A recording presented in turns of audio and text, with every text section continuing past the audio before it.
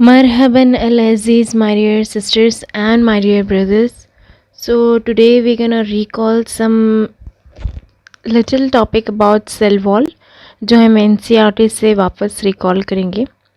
Okay so let's tell like cell wall जो है वो एक नॉन लिविंग थिंग में रिजिड होती है just like pollen grains. Okay, fungi में एंड प्लांट्स में सेल्यूलेज से सेल वॉल जो होती है वो सेल्यूलेज से बनी होती है किसमें, प्लांट्स में, और वही फंगई में काइटिन से बनी होती है. और ना कि सिर्फ सेल वॉल शेप देती है, आकार यानी आकार देती है. मैं इस वीडियो में ट्राई करूँगी कि ज़्यादातर हिंदी में बोलूँ because some students were telling कि आप हिंदी में इस वीडियो को एक्सप्लेन कीजिए. तो आई विल ट्राई, जहाँ तक पॉसिबल होगा I will do it. Okay, तो जो इसका आकार या फिर इसका शेप है वो सेल वॉल देती है. सेल की अगर शेप अच्छे से या फिर आकार है तो वो थ्रू सेल वॉल से आती है. और अगर प्रोटेक्शन यानी कि उसको प्रोटेक्ट करना, बेतना तो पता है कि प्रोटेक्ट क्या होता है, कि यानी कि उसकी रक्षा करना, अगर सेल वॉल की मैकेनिकली या फिर इन्फेक्शन से बचाना हो तो सेल वॉल उसमें बहुत मदद करता है. उस चीज़ में cell wall helps a lot in preventing from this cell by infections और mechanical protection from the damages. Okay, और ये एक और चीज़ में भी हेल्प करता है कि ये सेल टू सेल इंट्रैक्शन करता है. अब सेल टू सेल इंट्रैक्शन में ये meaning, cell to cell interaction की मीनिंग मैं बताने जाऊँ तो आपको ऐसे हो सकता है कि like wait I will underline that this second. देखिए यहाँ पे दिया गया है सेल टू सेल इंट्रैक्शन होता है प्रोवाइड बैरियर अनडिज़ायरेबल. जैसे कि फॉर एग्जांपल देखो प्लाज्मोडेस्माटा, मैंने आपको बताया था कि प्लाज्मोडेस्माटा एक कैनाल के जैसे फॉर्म होता है. तो अब ये सिर्फ एक सेल में तो नहीं फॉर्म होगा, तो ये दूसरे सेल में भी, ताकि ये पास हो यानी कि वहाँ से मॉलिक्यूल्स पास हो, इसमें से यहाँ ये मॉलिक्यूल्स यहाँ से पास हो, इसीलिए ये कैनाल बना होता है. तो ये एक सेल है, ये फर्स्ट सेल है, ये सेकेंड सेल है. तो ये सेल टू सेल कनेक्शन देती है. ये जो सेल वॉल है ये पता चलता है कि सेल वॉल से कि ये एक सेल है, और ये दूसरे सेल वॉल की सेल वॉल से पता, दूसरे सेल है और उसकी सेल रिप्रेजेंट कैसे पता चलता है, ये सेल वॉल के थ्रू. तो ये पता चलता है कि ये दूसरी सेल है, तो इसकी इंट्रैक्शन भी थ्रू सेल वॉल से होती है. ओके, फिर उसके बाद में इंट्रैक्शन का हुआ बात, नेक्स्ट आता है कि वो चीज़ क्या क्या चीज़ से बने होते हैं. तो फॉर एग्जांपल के लिए देखने जाओ तो सेल वॉल, आल्गे की जो सेल वॉल होती है वो आल्गे की सेल वॉल जो होती है वो दरअसल किससे बनी होती है, आई अंडरलाइंड इट आई थिंक, यहाँ पे देखिए सेलुलेज से, गैलेक्टिन से, मेनिन से एंड मिनरल से, कैल्शियम कार्बोनेट से, जो कि प्लांट्स में जो कि आल्गे में होती है. ओके, लेकिन अदर में सेलुलेज से बनी होती है. देखिए अगर आल्गे में बना है तो वो गैलेक्टिन्स भी होगा, उसमें मेनिन्स भी होगा, लाइक रेड आल्गे, ब्राउन आल्गे. ओके, उसमें आपको अलग अलग ग्रीन आल्गे, ब्लू ग्रीन आल्गे, इसमें सब आपको गैलेक्टिन्स, मेनिन्स, कैल्शियम कार्बोनेट मिलेगा. बट अदर प्लांट्स में आपको सेल्यूलेज से बनी मिलेगी, या फिर हेमियोसेल्यूलेज, पेक्टिन से, या फिर प्रोटीन से बनी मिलेगी. और वही आपको कंटिन्यूसली लाइक आपको ये भी रिवीजन बताया था मैंने, प्राइमरी वॉल होती है, सेकेंडरी वॉल होती है, टर्शरी वॉल के बारे में भी उसको डिफ़ाइन करके बताया था कि क्या क्या फॉर्मेशन करते हैं. और वहाँ प्राइमरी वॉल किस लिए बाहर, प्राइमरी वॉल एक्चुअली ग्रोथ के लिए हेल्प करती है और ये यंग प्लांट में पाई जाती है. सेकेंडरी वॉल जो होती है वो इनर साइड होती है, टुवर्ड्स द मेम्ब्रेन होती है सेल के, और उसमें मिडल लैमेला भी होता है जो कि कैल्शियम पैक्टेट से बना होता है. ओके, जो कि एक आजू बाजू की सेल्स को एक ग्लू की तरह क्या होता है, संबंध किया होता है, यानी कि एक ग्लू की तरह अटैच्ड हुआ रहता है. फॉर एग्जाम्पल देखिए, अब अगर ये एक सेल है, ये एक सेल है बोले, तो इसमें एक मिडिल लैमेला होगा. ओके, और इसके अंदर कैल्शियम पेक्टेट अगर ऐड है, ये इधर कैल्शियम समझो, इधर भी कैल्शियम पेक्टेट है, इधर भी कैल्शियम पेक्टेट है, अगर ये कैल्शियम पेक्टेट नहीं होगा तो ये जो सेल्स हैं ये फ्लोट करने लगेगी, फ्लोट यानी पानी में तैरने लगेगी। ओके, सो इस वजह से ये एक जगह पे फिक्सेशन के लिए ग्लू की तरह, जैसे गम के जैसे एक्ट करते हैं, गम के जैसे बिहेव करते हैं। अब जितना मुझसे हो सक रहा है मैं उसको हिंदी में बोलने की कोशिश कर रही हूँ। Okay, I will try. ये नाइबरिंग सेल्स को अटैच्ड करने में ग्लू की तरह उसमें हेल्प करते हैं। कौन हेल्प करता है? Calcium pectate. ये क्वेश्चन आ सकता है कि मतलब कैल्शियम पेक्टेट किस चीज़ में हेल्प कर सकता है, कैल्शियम पेक्टेट की जो मतलब पर्टिकुलर एक किस लिए यूज़ होती है। ओके, किस चीज़ में यूज़ होती है, ये क्वेश्चन अराइज हो सकता है यहाँ से। फिर नेक्स्ट आता है कि एक सेल वॉल और एक मिडल लैमेला जो होता है वो प्लाज्मा डेस्मेटा से कनेक्टेड होता है नाइबरिंग सेल से, ये मैंने पहले ही आपको एक्सप्लेन करके बताया। नेक्स्ट आ जाते हैं हम एंडो मेम्ब्रेन के सिस्टम पे। सो यहाँ पे एंडो मेम्ब्रेन के सिस्टम में क्या होता है कि आपको डिस्टिंक्ट ऑर्गेनल्स मिलते हैं कि एंडो मेम्ब्रेन एक सिस्टम है पर्टिकुलरली। अब देखिए सिस्टम जैसे कि सेल होता है, फिर टिश्यूज़ होते हैं, फिर ऑर्गन्स होते हैं, फिर ऑर्गन सिस्टम होते हैं, वैसे ही एंडो मेम्ब्रेन सिस्टम है जहाँ पे आपको एंडोप्लाज्मिक रेटिकुलम और उससे जुड़ी ऑर्गन्स मिलेंगे, उससे जुड़ी सिस्टम्स मिलेंगे, सॉरी सिस्टम मतलब ऑर्गेनल्स मिलेंगी, मेम्ब्रेन ऑर्गेनल्स मिलेंगी। तो उसमें जो फर्स्ट आता है वो है, अब देखिए इसमें क्या क्या आता है आपको एक्सप्लेनेशन दे देती हूँ, जो कि स्ट्रक्चर एंड फंक्शनल होता है। तो क्योंकि ये एक दूसरे से फंक्शंस में कोऑर्डिनेट है, यानी एक दूसरे से जुड़े हुए हैं, यानी एंडोमेम्ब्रेन सिस्टम जितने भी हैं वो एक दूसरे से कनेक्टेड हैं, यानी एक दूसरे से जुड़े हुए हैं। सो उसमें क्या होता है, ताकि ये एंडोमेम्ब्रेन सिस्टम में ही क्यों ऐड किया गया, क्योंकि ये फंक्शंस जो भी करते हैं, फॉर एग्जांपल अगर एंडोप्लाज्मिक रेटिकुलम एक फंक्शन कर रहा है तो एंडोप्लाज्मिक स्मूथ रहता है ना, एंडोप्लाज्मिक रेटिकुलम के अंदर रफ़ है, स्मूथ है, तो जैसे रफ़ वर्क करेगा उसको कोऑर्डिनेट करने के लिए, यानी उसका साथ देने के लिए फर्दर स्मूथ भी वर्क करेगा। ओके, स्मूथ एंडोप्लाज्मिक रेटिकुलम भी वर्क करेगा, स्मूथ ER एंड RER होगा। वेराज गोल्गी कॉम्प्लेक्स भी उसके ही कोऑर्डिनेशन में, यानी जो हेल्पिंग नेचर होगा इन एंडोमेम्ब्रेन के सिस्टम में आपको नज़र आएगा। देखिए अब क्या क्या आता है इस चीज़ में, एंडोप्लाज्मिक रेटिकुलम आता है, गोल्गी कॉम्प्लेक्स आता है, लाइसोसोम्स आते हैं, वैक्यूल्स आते हैं, फिर माइटोकॉन्ड्रिया आता है। माइटोकॉन्ड्रिया सिंस फंक्शंस क्या होते हैं इनके थोड़े डिफरेंट है, तो वो कोऑर्डिनेट नहीं करते एक्चुअली में, सो ये थोड़ा हम लोग फर्दर स्टडी करेंगे। क्लोरोप्लास्ट आता है, पेरोक्सिसोम्स आते हैं, बट ये जो तीन है ये कोऑर्डिनेट नहीं करते, माइटोकॉन्ड्रिया, क्लोरोप्लास्ट एंड पेरोक्सिसोम, ये बिल्कुल कोऑर्डिनेट यानी एक दूसरे को कनेक्ट नहीं करते हैं, इनके फंक्शंस डिफरेंट हैं, इस वजह से ये एक दूसरे को कोऑर्डिनेट नहीं कर पाते।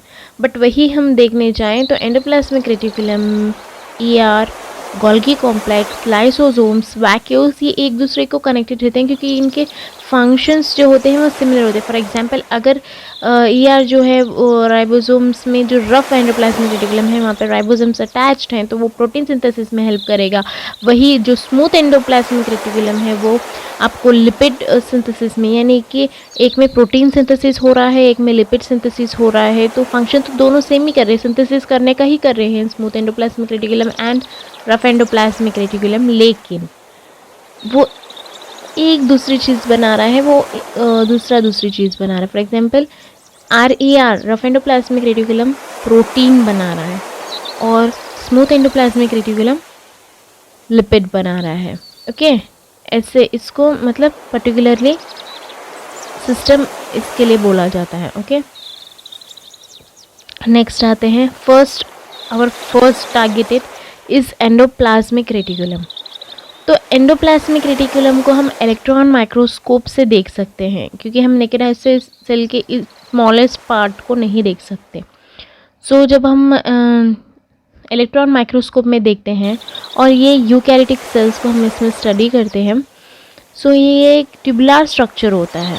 आपको नज़र आ ही रहा होगा यहाँ पे, देखिए, सॉरी, ये एक सेकेंड एंडोप्लाज्मिक रेटिकुलम है।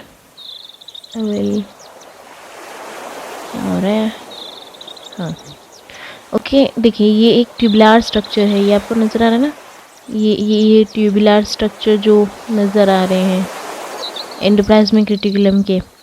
अब इसमें ये स्मॉल राउंड अप है ना, ये यहाँ पे दिखा है राइबोसोम्स हैं। वेट, देखिए ये राइबोसोम्स हैं, ये स्मॉलेस्ट पार्टिकल्स राइबोसोम है। और जिस मेम्ब्रेन के ऊपर ये राइबोसोम अटैच्ड होते हैं उसी मेम्ब्रेन को हम लोग बोलते हैं रफ एंडोप्लाज्मिक रेटिकुलम। और फर्दर जिस मेम्ब्रेन पे ये राइबोसोम्स नहीं अटैच होते उसको हम लोग बोलते हैं स्मूथ एंडोप्लाज्मिक रेटिकुलम। ओके, तो हिंदी में बोलने की कोशिश करूँगी कि जिस मेम्ब्रेन पे ये राइबोसोम जाके चिपके हुए होते हैं उसको हम रफ एंडोप्लाज्मिक रेटिकुलम बोलते हैं। ओके, और जिस मेम्ब्रेन पे ये राइबोसोम ना चिपके हुए हो तो उसको हम स्मूथ एंडोप्लाज्मिक रेटिकुलम बोलते हैं। ओके,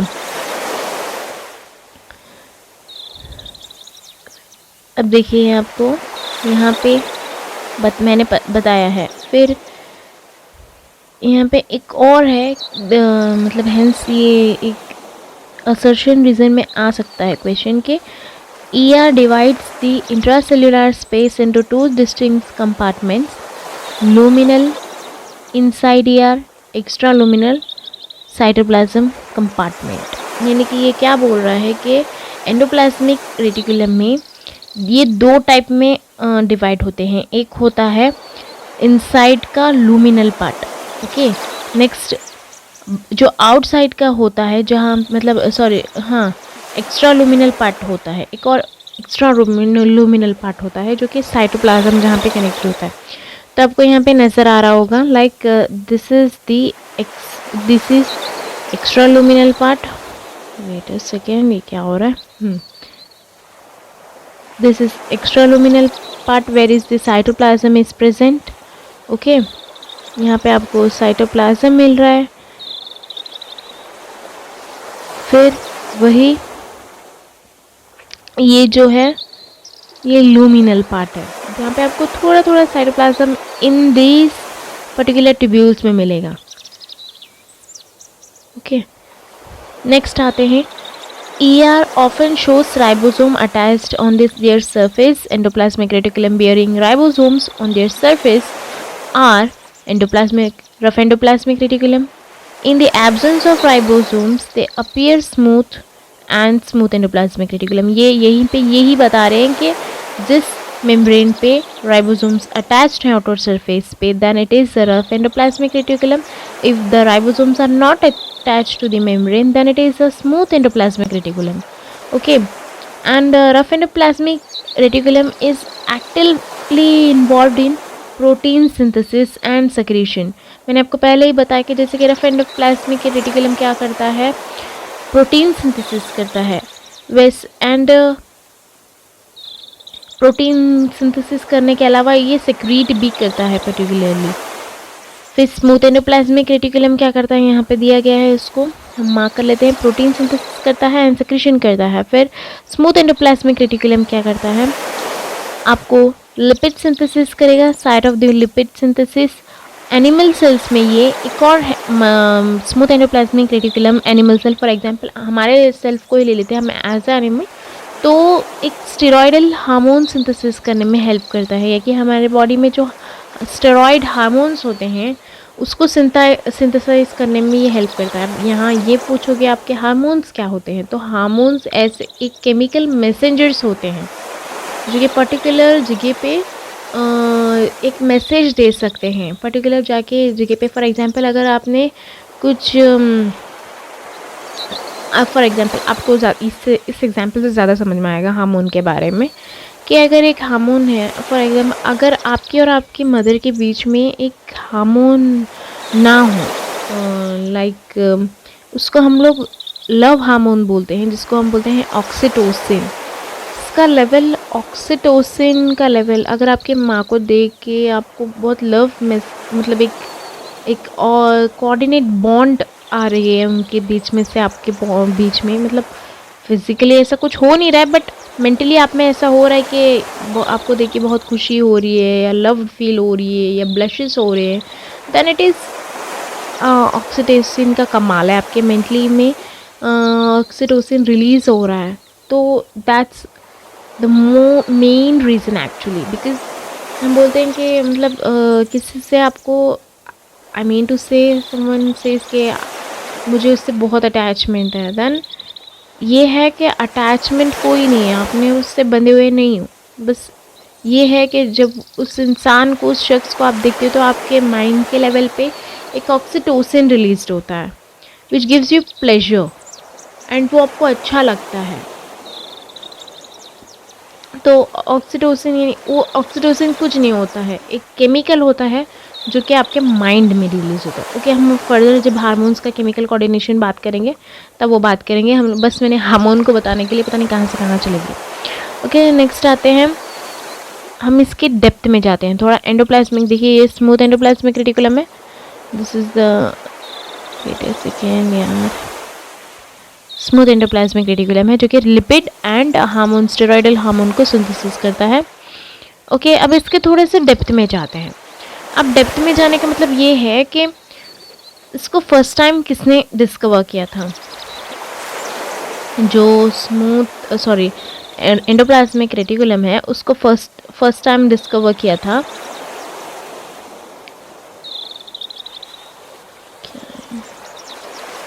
ओके मैं यहाँ कई जगह यूज़ कर लेती हूँ। तो फर्स्ट टाइम उसको डिस्कवर किया था गार्नियर ने। किसने? वो गार्नियर नहीं, बट ये साइंटिस्ट का नाम है। आप बोलोगे कि गार्नियर शैम्पू, नहीं, ये गार्नियर साइंटिस्ट का नाम है। अब ये इतने विविध वो अपने साइंटिस्ट नाम क्यों रखते, यानी उनके पेरेंट्स क्यों रखते थे, I don't know about that. So ये फर्स्ट टाइम जो एंडोप्लाज्मिक रेटिकुलम है वो ऑब्जर्व किया था गार्नियर ने। फिर उसके बाद में इसको उन्होंने एक टर्म नाम दिया था, लाइक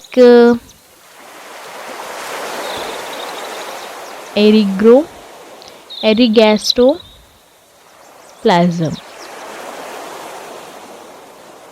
ओके, और ये टर्म दिया था गार्नियर ने नहीं, पोस्टर ने। इन्होंने तो ऑब्जर्व किया था, एक एनसीईआरटी के साइड में ही लिख लो, इन्होंने ऑब्जर्व किया था एरिगैस्ट्रोप्लाज्म, ये इन्होंने टर्म दिया था, पोस्टर ने टर्म दिया था। ओके, फिर आते हैं next, first time ultra structure को क्लॉडे ने भी डिस्कवर किया था इसके बारे में। फिर आता है एयर नेटवर्क जो होता है मेम्ब्रेन बाउंड से, कैविटीज से कम्युनिकेशन करता है सेल से, मतलब ईआर मैंने बताया था ना, ईआर सिस्टम है कि एक दूसरे से कोऑर्डिनेट करे हुए रहते हैं। विदाउट कोऑर्डिनेशन इनका कोई मतलब काम हो ही नहीं सकता। यानी तू ये सिंथेसाइज कर रहा है भाई, तू ये बना रहा है तो मैं भी ये बना दूंगा, लाइक दैट ओनली। मतलब ये लोग ऐसे बात नहीं करते बट हाँ एक कोऑर्डिनेशन होती है। फिर ईआर जो होते हैं वो 3 टाइप से बने हुए होते हैं। एक नंबर 1 होता है, 3 स्ट्रक्चर्स बने होती है। क्या हो रहा है यार, वेट अ सेकेंड। हाँ, ईआर होते हैं 3 टाइप्स में बने होते हैं। ईआर सिस्टर ने, ईआर सिस्टर ने। अब ईआर सिस्टर ने में आप ये मत गॉसिप करो कि ये ईआर सिस्टर ने क्या होता है भाई। तो आई विल टेल यू कि एक स्ट्रक्चर होता है जो कि अनब्रांच्ड होता है, टोटली अनब्रांच्ड होगा। एक ईआर सिस्टर ने ऐसे होता है, ओके ऐसे एक स्ट्रक्चर होता है एंडोप्लाज्मिक रेटिकुलम के अंदर, जो कि टोटली अनबाउंड होता है, और ये 400 एमस्ट्रॉन्ग टू 500 एमस्ट्रॉन्ग डायामीटर होता है, और ये रफ होता है। इसके लिए यानी कि अब मैं आपको कैसे बताऊँ, वेट अ सेकेंड, देखिए अब ये जो, वेट रफ कर देती हूँ, ये जो एक फोल्ड नज़र आ रहा है ना आपको, ये एक फोल्ड को सिस्टर नहीं बोला जाता है, एंडोप्लाज्मिक रेटिकुलम सिस्टर नहीं बोला जाता है। और अगर ये रफ हो तो इस पे राइबोसोम्स अटैच्ड होंगे और इसका ATS राइबोसोम्स होंगे। ओके, फिर नेक्स्ट आता है सेकेंड वन, अरे यार, सेकेंड आता है एंडोप्लाज्मिक रेटिकुलम ट्यूब्यूल्स। लिख लीजिए एंडोप्लाज्मिक रेटिकुलम ट्यूब्यूल्स।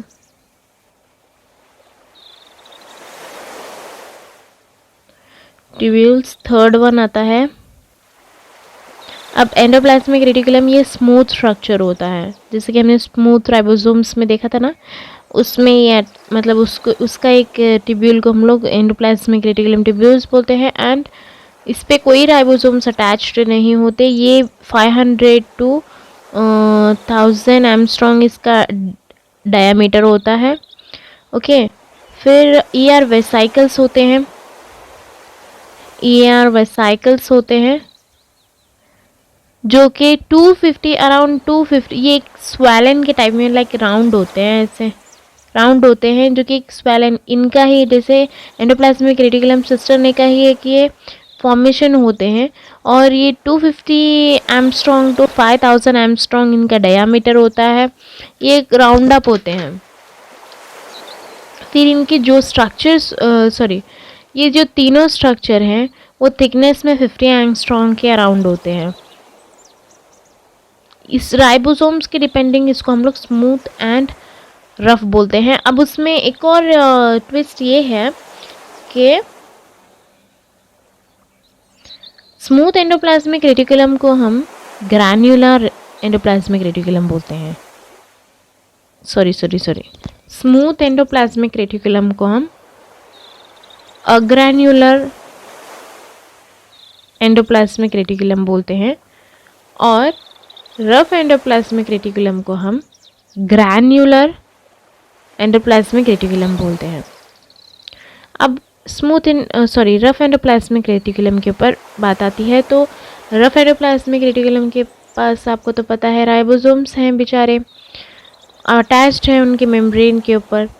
और ये राइबोसोम्स का जो अटैचमेंट होता है वो थ्रू एक ग्लाइकोप्रोटीन से होता है, जिसको हम राइबोप्रोटीन भी बोलते हैं। जिसके राइबोसोम को अटैचमेंट होता है, the attachment of ribosomes to the ER membrane is brought about by a glycoprotein. यानी कि एक ग्लाइकोप्रोटीन होता है जो राइबोसोम्स को ER मेम्ब्रेन पे चिपकाता है, अटैच करता है, उसको हम राइबोफोरिन बोलते हैं। इसमें दो टाइप के आते हैं राइबोफोरिन। फर्स्ट, अभी इसको डेप्थ में नहीं जाना हमें, बस ऊपर, एंड राइबोफोरिन सेकेंड, ये दो टाइप के आते हैं। फिर इसमें 2/3, ये दो टाइप के आते हैं प्रोटीन जिससे राइबोसोम अटैच। ये क्वेश्चन आ सकता है क्योंकि एम्स में पूछा गया है क्वेश्चन कि किस प्रोटीन से जो राइबोसोम है वो रफ एंडोप्लाज्मिक रेटिकुलम के ऊपर अटैच्ड होता है। तो आपको आंसर ये देना है राइबोफोरिन। फर्स्ट ऑप्शन में आपको कोई भी हो, यानी कि except other options, ribophorin first है, सेकंड आपको कोई नज़र आए या फिर दोनों अच्छा है, बोथ ऑफ देम आए, तो that is good and well, उस आंसर को टिक कर देना। ओके, नेक्स्ट आते हैं कि 2/3 जो होते हैं वो endoplasmic reticulum rough endoplasmic reticulum होता है एक सेल के अंदर। और यहाँ पे राइबोसोम्स की जो यूनिट होती है वो 60S यूनिट होती है।